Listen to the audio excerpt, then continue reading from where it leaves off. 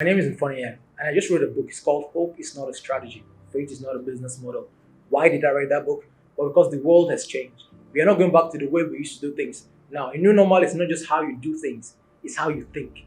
Thinking is very important. Critical thinking is very important.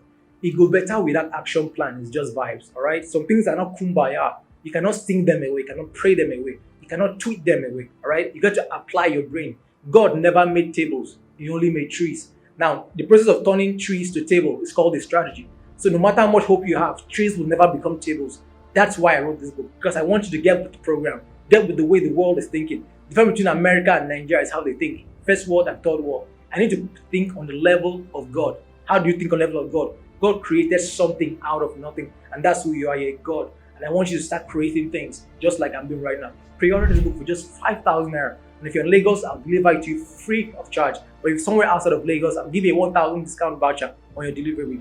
Outside of Nigeria, you can get it on Amazon. So please, please, please, this is an amazing book. I put my everything in this, love, sweat, and tears. And I really like to have you a copy of this book. Thank you so much. I'll see you soon. Cheers.